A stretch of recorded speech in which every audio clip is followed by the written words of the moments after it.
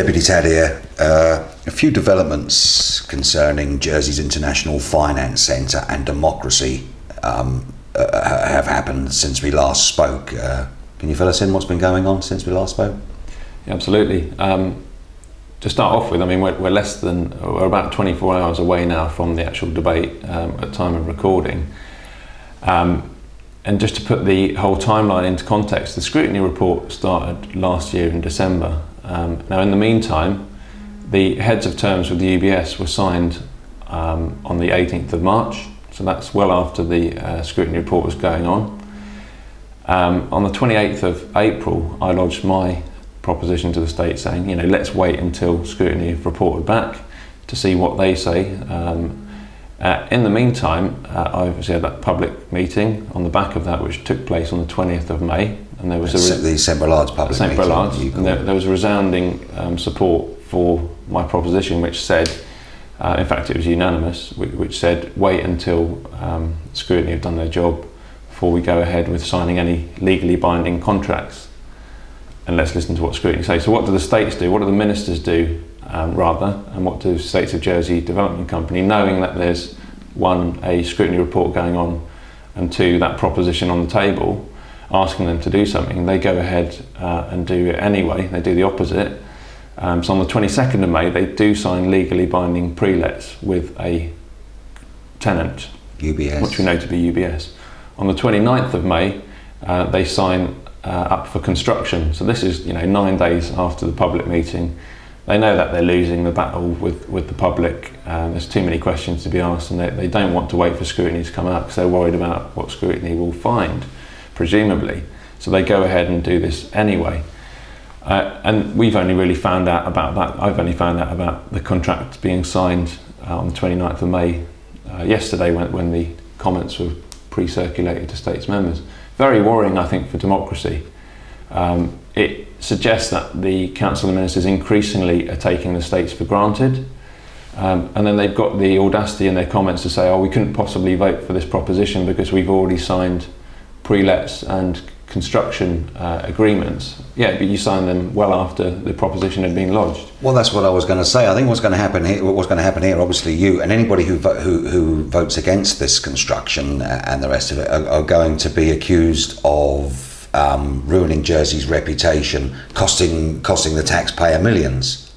But from what you've just said there, is the States of Jersey Development Company and ministers basically knew of your proposition and just went ahead anyway. So surely would that be that they're the ones that's costing millions because that they went ahead with all this? Absolutely, and this is what it always boils down to. It boils down to reputational damage. If you do this, you know, you're not acting in the best interest of the island. Actually, in this case, it's the ministers themselves who have deliberately rushed things because they're so adamant that they should get their project through, irrespective of the rights and wrongs of it. I've got a little analogy that I like to use. You know, I studied as a linguist. I like to think that sometimes, you know, I can write a document, etc., and that comes in handy with the job. But when I'm writing something, I will always give it to somebody else to double check it if I can, because, you know, you can write something, you think it's a great piece of work, you read it 2 or 3, 4 times, and then somebody else will just reread it, and then they'll find errors in it, typos which you've not spotted. So, you know, for me, that's basically what the scrutiny function does. We've got an SOJDC, we're told that they're experts at building and development, you know, even if previous incarnations have not done a very great job at the waterfront, but, you know, maybe that's a different story for another time. And when it comes to government, you know, the checks and balances are so critical, and they're just being cast aside in such a cynical way, it would appear, that it's not healthy for democracy. And this isn't about partisan politics, this is about doing what's right for the island and upholding democratic principles. Well, this the problem here is, I know we wanted to keep this interview short, but it's just there's too much involved here to keep it short, because I'm learning myself a lot about this. So really what we're saying, if, for instance, everything goes ahead without waiting for the scrutiny report to come out, surely to God, you just got to disband the government or disband scrutiny, because I've always argued that scrutiny is its only function is to legitimise a democracy. Now, if they're just going to ignore scrutiny, I mean, surely either the government has got to be disbanded or scrutiny's got to be disbanded. Well, this is where it's so important. I mean, the key thing is that it's the States Assembly which makes decisions, and I think tomorrow is one of those watershed moments for the States Assembly as a whole, where they've got the ability to show ministers and show the island whose interests they represent.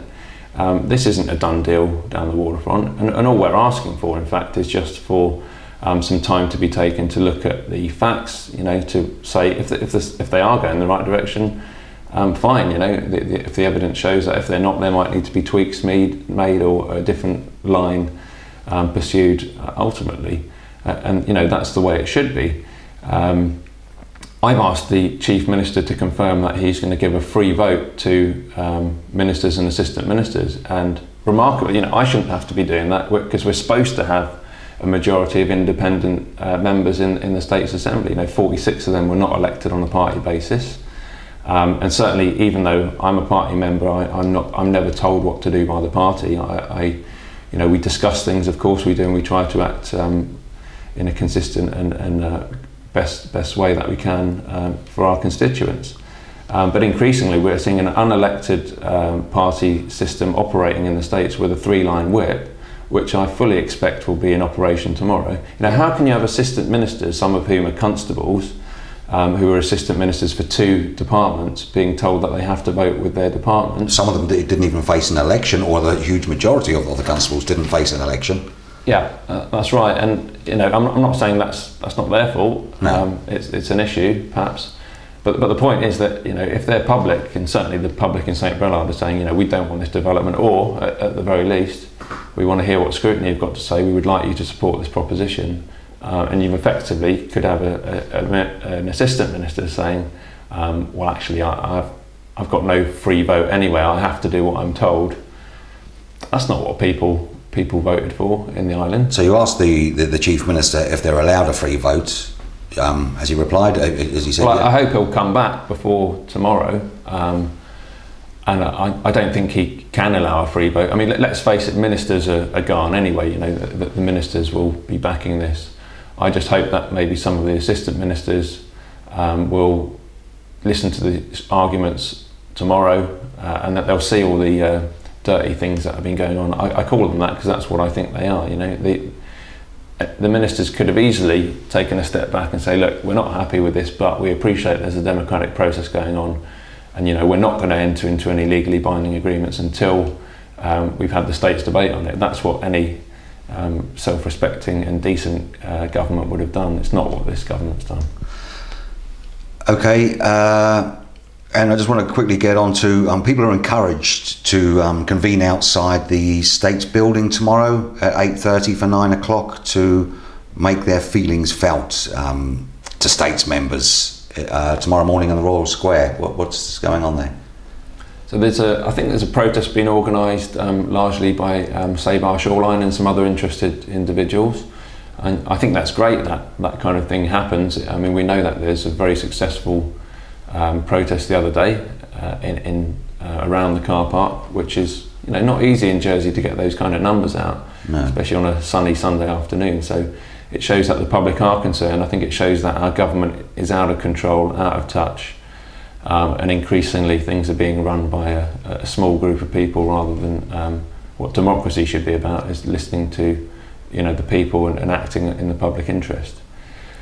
So yeah, it'd be great to see lots of people then. I think it does have an effect when States members have to, if you like, cross an informal picket line before they go into the States Assembly. It maybe does keep them on their toes, so, you know, more power to their elbow. It's 8:30 to 9 o'clock for 9 o'clock in the Royal Square tomorrow morning.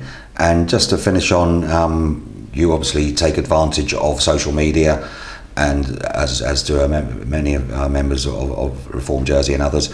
I've noticed you've tweeted a little. In fact, I retweeted you about this. Is there a hashtag we can follow on this debate of the waterfront building or not? Yeah, I think simply that hashtag SOJDC would be the logical one. That's the one I've been using. So, you know, if people want to follow or if they want to tweet and monitor what's going on or interact, I think hashtag SOJDC is the one to use.